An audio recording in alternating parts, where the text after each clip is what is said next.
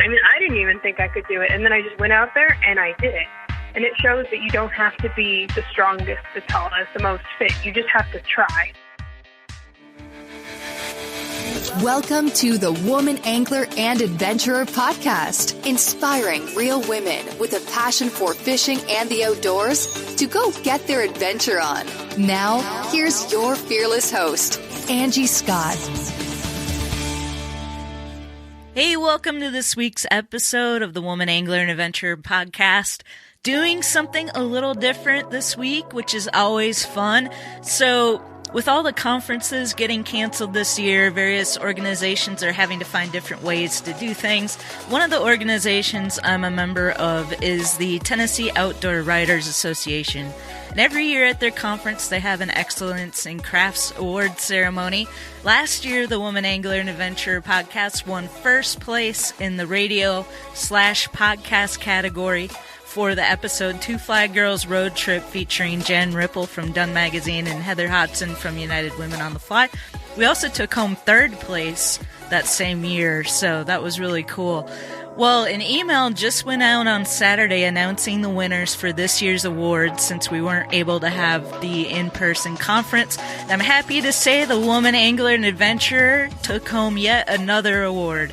They redid the categories this year, so this year we were part of an overall broadcast category, which is a lot bigger than just radio/podcast.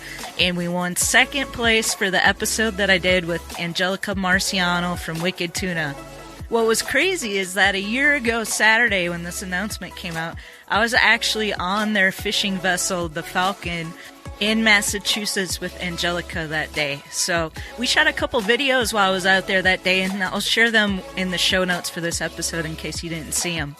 So in honor of the award, I decided to re-release the winning episode for this week's podcast. And before I did, I checked in with Angelica to see what's been going on. She said they just finished filming a brand new season, and there's a lot of great things in store for this year. One of the things she's most excited about is how much fun it was and the fact that there's a lot less drama. So be on the lookout for that. And without further ado, I hope you enjoy this encore episode of the Woman Angler and Adventurer podcast featuring Angelica Marciano from Wicked Tuna.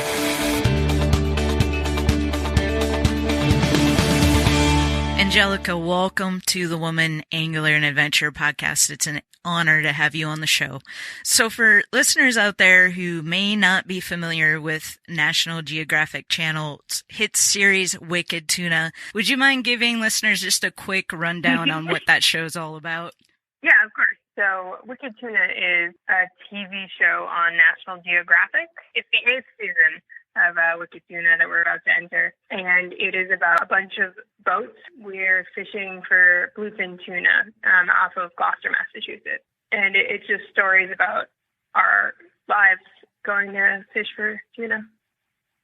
Cool. So let's back up for just a second and find out, how did your family and you specifically get involved with the show? That was pretty funny. They had this idea for the show. It was Pilgrim Production Company that had this idea for Wicked Tuna. And they were interviewing captains and asking around Gloucester and trying to find their talent.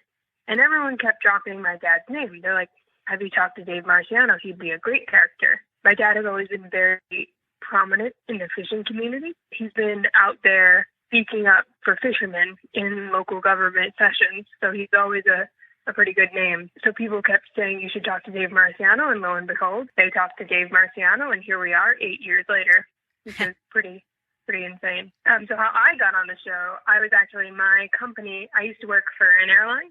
My company was going through a merger. My dad was telling me that my cousin Jay actually was moving to Alaska with his girlfriend and their 3 dogs, and he was telling me this story, and he was like, what can I do? Like, I can't just replace Jay.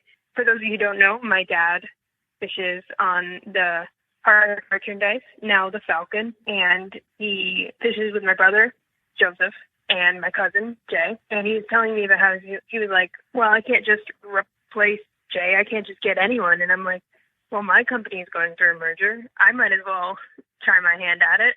I need a break. And so that's how I ended up on the show. Cool. So I imagine growing up in the family that you grew up in, you had a lot of experience fishing with your dad, and your mom fishes as well, I understand. I think I read somewhere that she holds a record in the state of Massachusetts for a striped bass. I know that there are definitely some great pictures of her holding striped bass in the house, and I'm very proud of that. She's definitely caught very big fish. Yeah. Well, that's cool. We actually have an event that the Woman Angler and Adventure is working on this October. We're going to try and team up with Al's Goldfish Lure Company and another organization and try to get a group of women out near Cape Cod this fall and do some striper fishing. So, oh, that's awesome. Yeah, I'm really, really looking forward to that. What do you find that draws you into it? Well, so we've always been fishing out with my dad when we were younger, more for fun than anything. He's always taken us out on the water. The boat has literally been a part of our lives. My dad's first boat was named the Angelica, so it would have been silly not to go out on the boat that was literally named after us. You know, fishing isn't the most reliable way to make money, so that's always been a little hard for our family. So we take advantage of going out on the boat, and that was our lonely vacation, you know, because we couldn't always afford to go to Florida. What's it been like since this whole thing started? I imagine it's had a pretty huge impact on your lives. What do you enjoy most about all this? So I think the coolest part about all of this is I was able to go out for a summer and get paid to hang out and fish with my brother, my dad, and maybe some other familiar face this season. But I mean, who gets to go out with their family and get paid for it? You know, like that's amazing. Like, we worked really hard to catch these amazing fish, and it's pretty amazing to have an opportunity like this, going out there and seeing all of the life that the ocean has to offer. I couldn't have asked for a better opportunity. So you mentioned the new season. I highly encourage everyone to tune in. Is there anything you can kind of like give us a hint or like what people can expect out of this new season? This new season is going to be pretty great. I mean, I'm excited for all of the twists and turns. We are fishing primarily on the Falcon, which is my dad's newest boat. It's really cool to see. We got to go fish on it during the Outer Banks, last season of the Outer Banks. So it's not our first time fishing with this new boat, but it's the first time this boat has been fishing in northern waters. You'll get to be introduced to this new part of our life, which is pretty cool. And like I may have mentioned, there may or may not be some familiar faces coming back into this season, which I think a lot of viewers are going to be really excited to see. Awesome. It may have been the most asked question relating to last season. Gotcha. Okay. All right. Well, we'll have to tune in to see what exactly what you're talking about there, but I'm excited. Yeah. I noticed too, I saw in one of the previews that the Pinwheel, Tyler is fishing with his sister this season, so it's cool to have another female presence on the show. Yeah, I mean, yeah, it's definitely pretty cool to see other women fishermen out there. I don't actually know Marissa that well, but it's really cool just to know that there's another woman fisherman out there. Yeah, it seems to be, I've been seeing a lot of articles coming out just in the industry in general that females are the biggest growing segment of the market. And so I think it's cool that there's people like you. Oh, yeah, totally. Yeah. Because I think it's really fascinating because fishing was previously a space that just women weren't so much allowed to be in.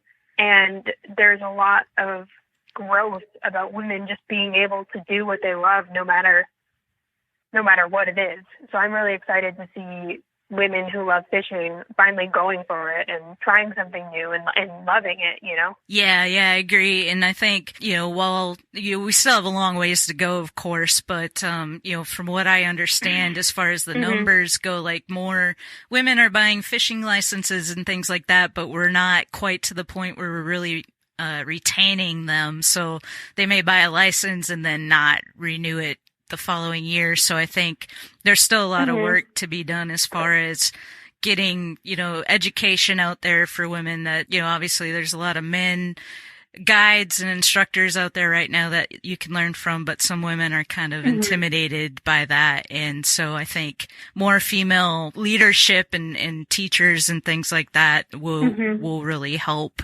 kind of retain those women who are buying the licenses and then just not sticking with it. Yeah, you're absolutely right. I think it's really cool to have you on the show, and I'm sure there's a lot of young girls watching that really look up to you. Have you had any like direct contact or, with any fans, young girls that are inspired by what you're doing out there so far? There's a couple young adults who have reached out to me and say that it's pretty amazing that I do what I do, because it's not an easy job. Fishing is a lot of hard work. I mean, when you go out there for days at a time and you have to face inclement weather and all sorts of wild situations, it's not like having a 9-to-5 job, because you don't even know when you're going to work the next day or if you're going to work the next day, and you can't count on that paycheck. And no matter how hard you work, you might not get anything for it, no matter how good of a job you do. So it can be really frustrating, but it's been really cool to see a lot of fathers tell me that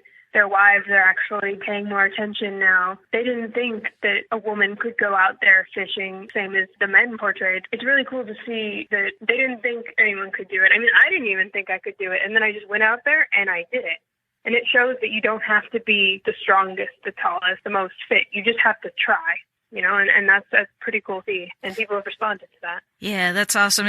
One of our mantras on the show is, if she can do it, I can do it. I love that. Yeah, and like you said, just people seeing you out there maybe inspires some other women to say, you know what, if she can do it, I can do it. And so kudos to you for going out there and giving it a try. From billion-dollar ad budgets and arena naming rights to tens of thousands of retail locations, big wireless providers spend big to appear like they're your only option. How do they afford it all? That big bill you get at the end of every month. Mint Mobile had a different idea. Instead of brick and mortar overhead, Mint Mobile is online only. What does that mean for you? A whole lot of savings, because wireless plans from Mint Mobile start at just $15 a month.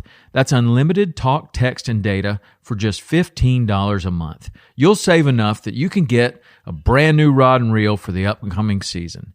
For anyone who just hates their phone bill, Mint Mobile offers premium wireless for just $15 a month. All plans come with unlimited talk, text, and high-speed data delivered on the nation's largest 5G network. You can use your own phone with any Mint Mobile plan, and you can even keep your same phone number along with all of your existing contacts. By going online only and eliminating traditional costs of retail, Mint Mobile passes significant savings on to you. Switch to Mint Mobile and get premium wireless service starting at just $15 a month. To get your new wireless plan for just $15 a month and get the plan shipped to your door for free, go to mintmobile.com/waypoint. That's mintmobile.com/waypoint. Cut your wireless bill to $15 a month at mintmobile.com/waypoint.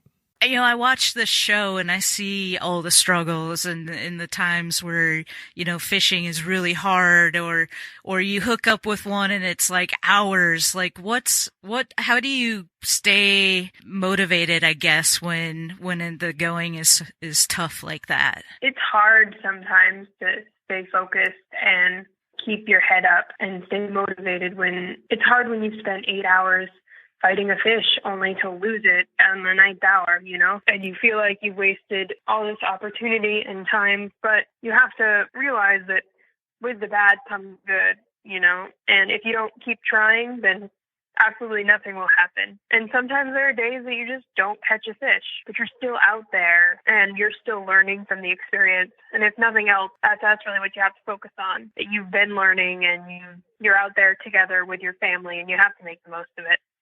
Okay. I have to imagine the thrill of being successful, catching that big fish, or, just kind of keeps you motivated. What's that experience like when can you even describe the thrill of landing one of these big fish? I can't even imagine. Yeah, well, it's funny. I've said before that tuna fishing is some of the highest highs and some of the lowest lows, and I definitely think that speaks to that. Because when you catch this 500, 600, 700, 1,000-pound fish, like, it's insane. You're like, I didn't think that I could even do that.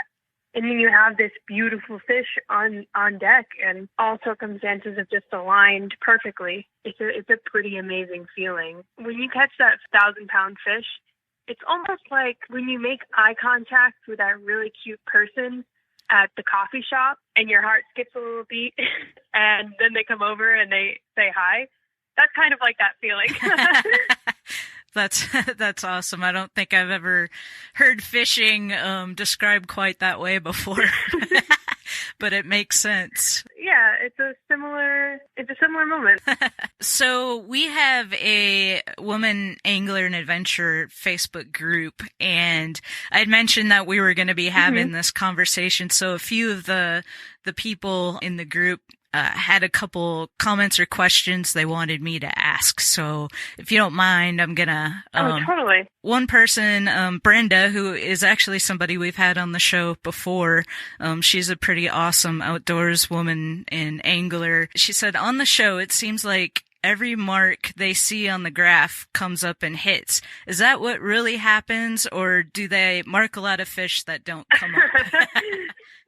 No. My dad is an expert at reading the machine, and it's really funny because he'll be like, that fish is about to bite.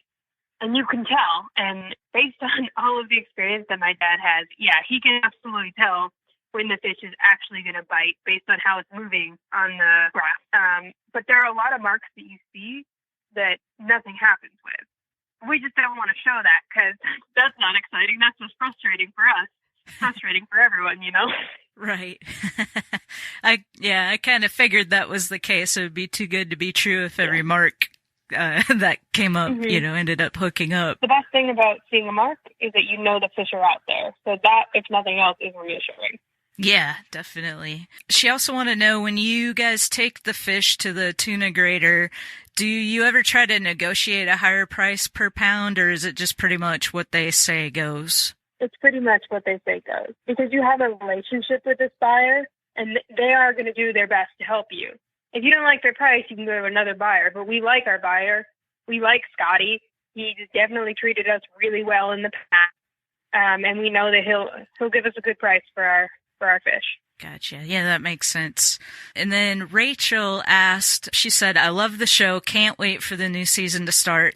One thing I've always wondered, is there a prize or reward for being the top boat of the season, or is it just bragging rights? There's not a monetary prize for being the top boat of the season. It's definitely more about bragging rights. So a couple of years ago, my dad did receive a giant tuna can as a reward. National Geographic crafted that for him. Cool.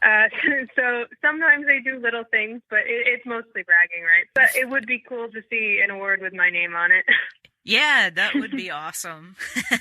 I think it's cool that the company is named after you, though. Yeah, it's pretty cool and it's pretty inspiring, you know. Do you have any specific words of advice or inspiration for other women out there? I mean, I know we kind of touched on it, but just, for young girls who see you on the show and want to go after a life, maybe something similar to getting out there and tuna fishing, do you have any advice for them? Yeah, my advice for any young girls who want to go out there and fish, don't let anyone tell you what to do. Like if you feel something in your heart and you want to do it, you should go for it. Tuna fishing isn't the most glamorous way to make a living. I would never say that. And it's not something I want to do forever, but it has been such an amazing opportunity for me. And despite all the challenges, I've grown so much from the experience, and I hope anyone who's interested can have a sort of experience like mine too. So, and I was visiting the website, the Hard Merchandise, fehardmerchandise.com. So people could actually take your dad or your brother out on charters. Is that correct? Yeah. My dad and my brother both offer charters on both the Falcon and the hard merchandise. So if you're ever trying to think of something to do for an anniversary, birthday present, and it's just a really cool thing to do. And the charters can be like half-day trips or more. And you can definitely find more information about that on the website, which is fbhardmerchandise.com. I actually went out on a birthday trip last summer. It was this lovely girl. It was her fiance's birthday, and she was saving up all year, and they surprised him with his trip in Boston, and I was helping crew for them, and it was a really cool experience. Wow, that would be so awesome. What a trip of a lifetime. I think that would be so cool. So if people want to follow your adventures, is there anywhere they can go on social media to follow you? Yeah, if you're interested in following my adventures, you can follow me on Instagram, and my handle is AEMARC. My Twitter handle is AE_Marciano, MARCIANO. You're interested in following that. And I do have a Facebook page. You can just search Angelica Marciano, and that's pretty exclusively show related. So that's where I'm found. Awesome. Well, we'll put links to all that in the show notes so people can go follow you. And awesome. Yeah, and we're all super excited about the new season and can't wait to see what happens. And thank you so much again for taking the time. I'm glad we were finally able to make this happen. And just best of luck to you and your family and in your future. Thank you so much for having me. This has really been a delight.